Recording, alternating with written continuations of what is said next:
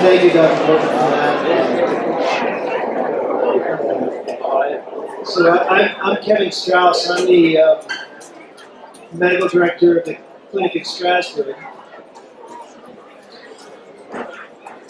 And I really appreciate Dr. Morton's words today, because I think they're a powerful reminder that none of this work or inspiration that you see around you today can be accomplished by any one person. That to me, the clinic has always been more about an idea than any individual or group of individuals. And it's the kind of idea that all of us can share and play an important part.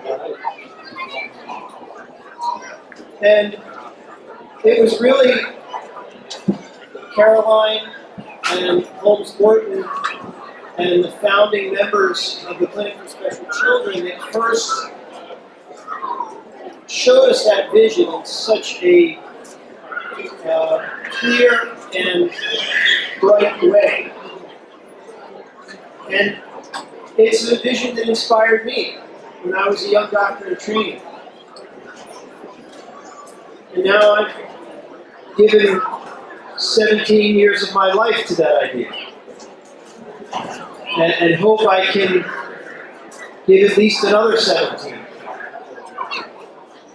But I also, like Dr. Morton, know that the future of the clinic is not actually up here. The future of the clinic is out there. You are the future of these clinics. The clinic in Belleville, the clinic in Strasbourg, and the inspiration that has created clinics in Indiana and Ohio and Kentucky and now Dover, Delaware. Dr. Morton talked about a disease called Crigler-Najjar disease. And that's an important one to talk about because it's one that touches the lives of people in all the different communities that we serve. My remarks today are about a similar disorder in the sense that it's one that touches all of the different communities. That's a disorder called GM3 disease. This is a condition where the body can't make a particular chemical that is necessary for the brain to grow and develop. Children with GM3 are completely healthy when they're born. They're indistinguishable from their brothers and sisters. But within a few weeks of life, the parents notice something different about these children. They notice that these children don't seem to be looking at them in the same way. They're more irritable. They can't fall asleep. And shortly after that, the seizures start. And the seizures don't stop, ever, after that.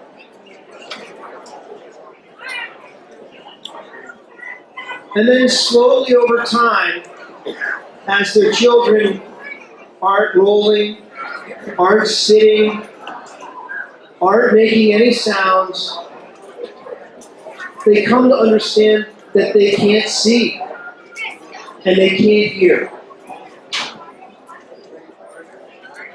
And all that we can offer them is medications to try to stop the seizures, most of which don't work very well, and medicines to try to make their children less irritable, maybe sleep for just a few hours each night. And those medicines don't work very well either. Now, all of this might seem hopeless. And there are days when, in fact, it does seem hopeless. But let me say again that the hope for those families is real. And it is not up here. It's out there. You are the hope for those families. It is days like this, it is this kind of support, all of us working together, that will be necessary to provide a real solution for those families. And I have faith that that will happen.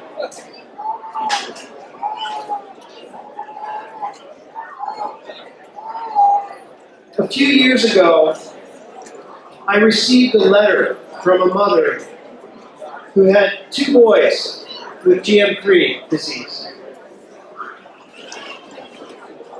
And it touched me in a very important way. And it taught me something very important, which is that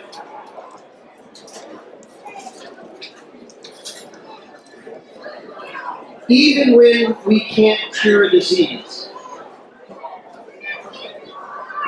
we can always find some way to alleviate pain and suffering.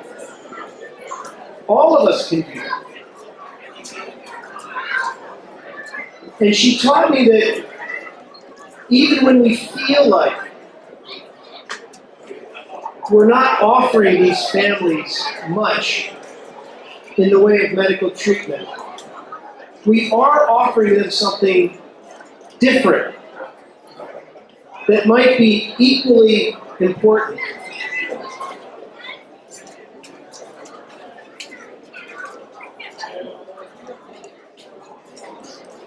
In this family, the oldest of the 2 children had spent more than half of his life in hospitals. He had been on and off of breathing machines and had seizures all day, every day, for most of his life. When their second son was born with the same condition, she and her husband felt nearly broken beyond repair. They reached out to the clinic in desperation, and in the middle of that anguish, they made a choice to try something completely new. They elected to try an experimental procedure that was of unproven benefit, but might protect their child from some brain damage. But it would require them to stay with their son at a medical center in Pittsburgh, 400 miles from their home, for 7 months to get this treatment.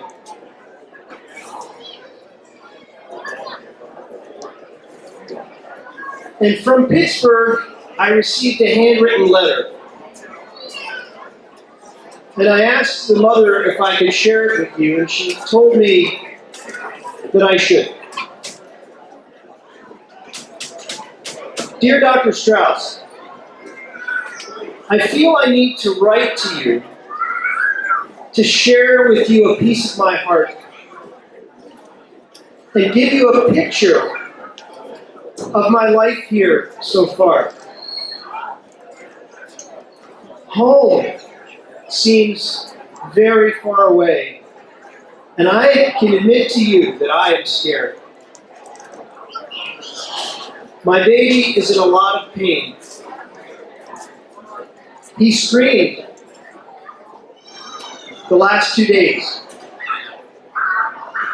And tonight, while he was in my arms, he started twitching again like he does so often. His legs and arms shook for more than 10 minutes, and I could do nothing to stop it, and the doctors could do nothing to stop it. These are the times when my spirit falters. These are the times when I grow weary of the battle. These are the times that I must hold on to my goals and my dreams and resolve to do all that it takes, whatever the cost. God is my strength, and I trust in Him. But I sometimes need someone more tangible to trust. I feel as if I have been strong for everyone. But who will be strong for me? I want to tell you what an amazing place the clinic has been. The clinic gave us hope from the moment we walked through its doors. At last we found a place that spoke our language and understood our fears. A place where there were shoulders to cry on. A place where there were people to lean on when nothing else made any sense. We came to the clinic to feel welcome, to feel understood, to feel accepted, to feel like we were with family. And we are blessed to have you and the people at the clinic walk through this journey with us. It's this sense of family, this sense of togetherness, that I think Dr. Morton reminded us of in his talk, and that I think we feel here today, and that makes all of these clinics together, working together, so special. And as we were reminded, the children who benefit from our cooperation give us something very, very special in return. They teach us how to cooperate in ways that we never imagined possible. They force us to come together in common purpose and understand the ways in which we are the same rather than the ways in which we are different. They inspire us to go much further together than we could ever go alone. And that is their special gift to us. So thank you for your support here today and for your continued efforts that inspire me, inspire Dr. Morton, inspire all of us to keep doing what we can do.